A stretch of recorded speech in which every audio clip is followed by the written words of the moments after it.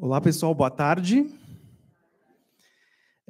Então, inicialmente, agradeço à doutora Carla por dois movimentos, né? Um, pela provocação de aprimorar os nossos processos de educação em saúde na educação básica, né? Hoje, a rede municipal de Joinville ela conta com 89 unidades escolares de 1º ao 9º ano, e mais 79 unidades escolares que têm educação infantil.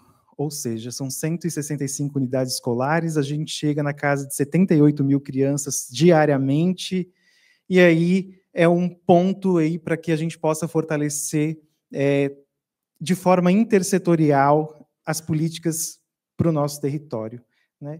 E aqui compartilhar um pouquinho do que a gente fez, né? Então agradecer o convite por isso, e que foi muito inspirado, e aí eu já menciono aqui a professora Tatiana, a professora Jaqueline, que são professoras da rede municipal e que são as pioneiras, né, nesse trabalho na rede, e a gente espera que esse trabalho seja inspirado cada vez mais pelos nossos professores, pelos nossos estudantes, e que os reflexos depois, né? E eu falo na condição, a minha mãe teve um AVC no ano passado, então falo de uma realidade vivida dentro de casa, né? Então, se a gente conseguir fortalecer esses vínculos, fortalecer, desenvolver essas competências, esses conhecimentos dos nossos estudantes, talvez esse indicador, né, de proporção que a gente tem, né, de 1 para 4, de 1 para 10, de 1 para 6, a gente, né, de casos de AVC, a gente venha diminuir ali no futuro. Então, o que a gente fez, né, enquanto Secretaria Municipal de Educação? Aqui talvez dá uma aula, um pouquinho de didática para chegar até onde eu gostaria de chegar, onde eu quero chegar, na verdade. Então, o currículo no campo educacional, ele determina tudo que, em tese, vai ser ensinado na escola. Então, ele é um campo de disputa, e um campo de disputa muito grande. Por quê? Porque são muitas coisas que precisam ser ensinadas na escola. Pensem lá, desde a educação infantil, né?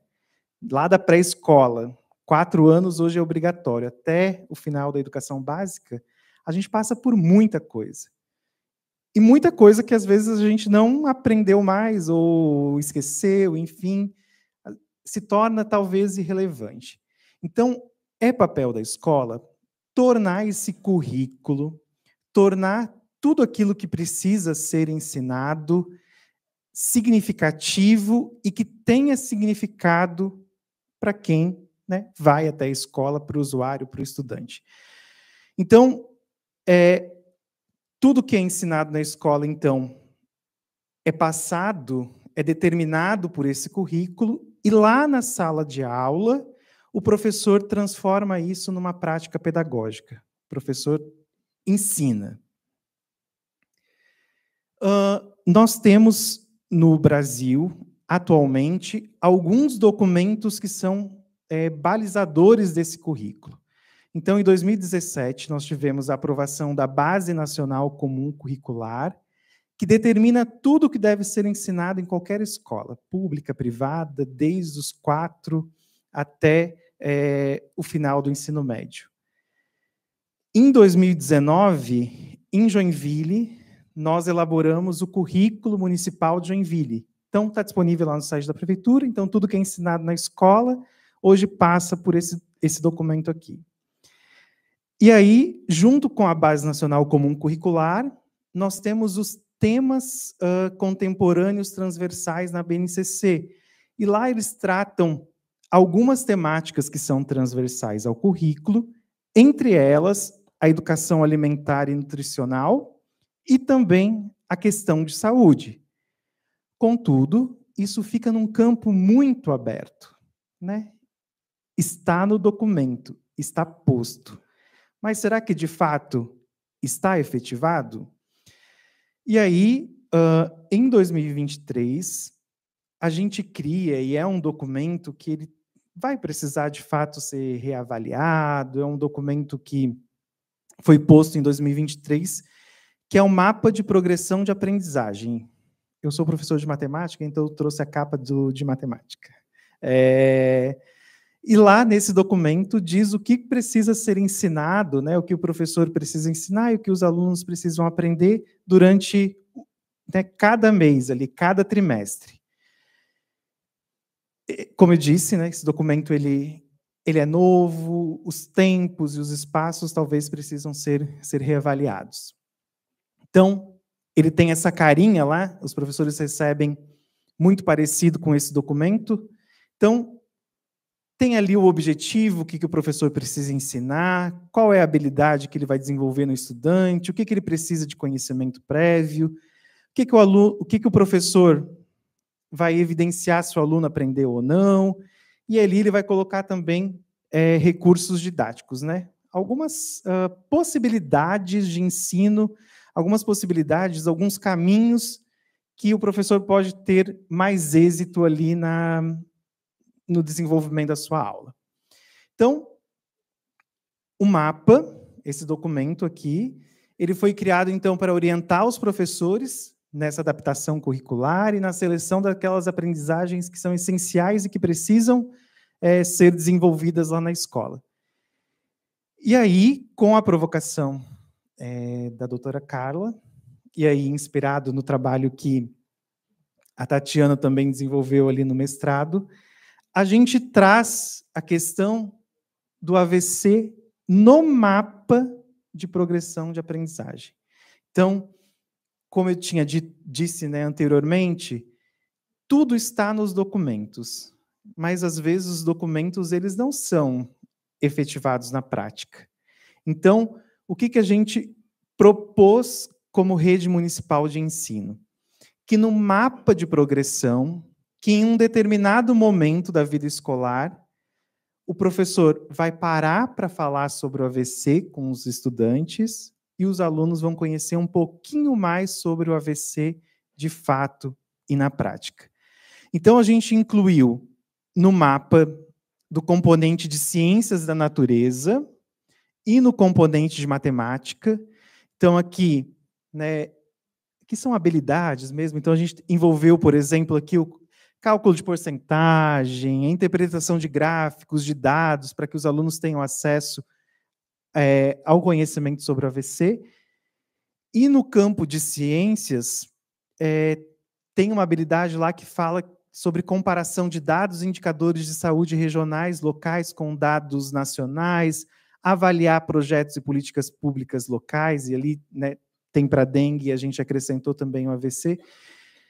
E aí foi uma possibilidade, isso acontece lá no mês de julho, então a gente fez essa proposta para que os professores, então, trabalhassem e de forma transversal com o componente de educação física, porque o profissional, né, o professor de educação física, ele é um profissional também da saúde, e dentro da escola, ele faz a promoção da saúde, né, com todos os nossos estudantes. Então, ele entra aqui também de forma transversal.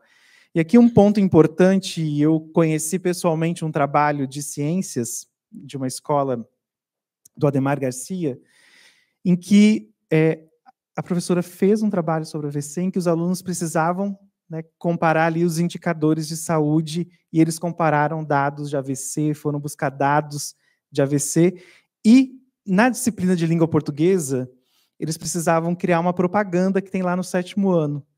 Uma propaganda, um folheto, enfim. E aí foi muito interessante, porque os alunos buscaram esses indicadores e eles contextualizaram com aquela comunidade. Então, eles foram ver. Aquela comunidade alfabetizada, porque se a comunidade não é alfabetizada, como é que eu vou entregar um folheto para as famílias fazerem a leitura? Será que um vídeo... Como é que eu conecto a ação para que, de fato, ela seja efetiva? Alunos de 7º ano fazendo essas intervenções. Então, foi muito bacana ver que,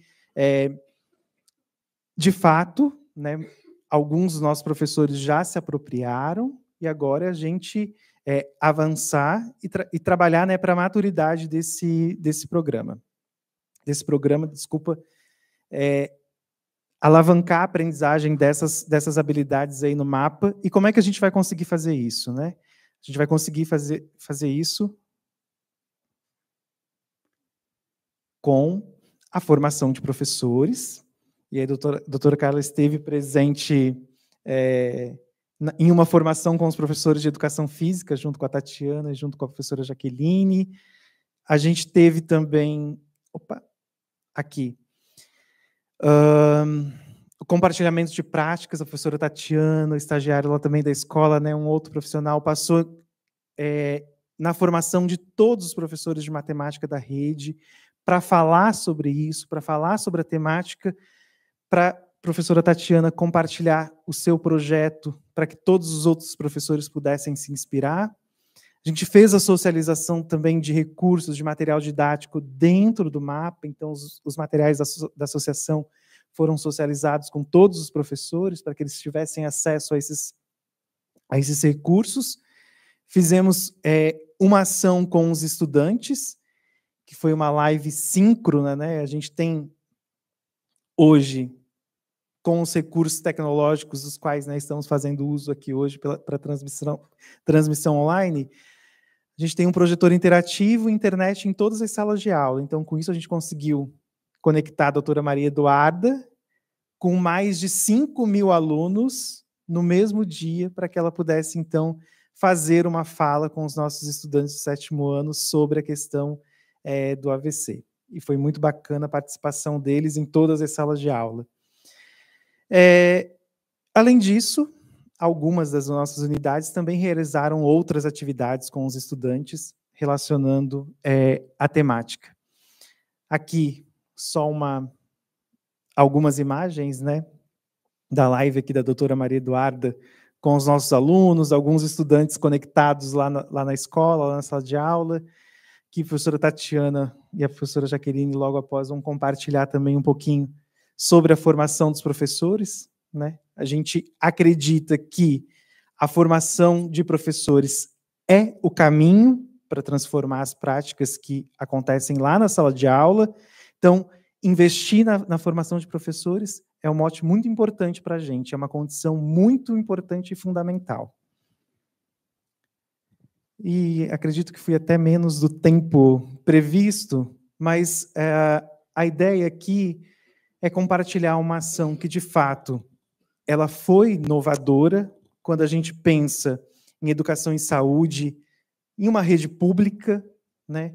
Agora, ampliar, conectar os agentes aí intersetoriais para que a gente possa, nos próximos anos, desenvolver essa ação com cada vez mais qualidade, com mais profundidade, e que a gente tenha aí no futuro, né, e os índices eles vão falar sobre isso, uma cidade mais consciente sobre a sua saúde, né? E aí, olhando os slides ali da Bruna, né, da doutora Bruna e do Túlio, né, acena várias questões para que lá no futuro a gente possa ter pessoas, né, sendo atendidas por todos esses programas que são oferecidos, mas que a gente possa ter uma redução aí do número de casos de pessoas com mais acesso à informação e, com isso, mais qualidade de vida. Certo?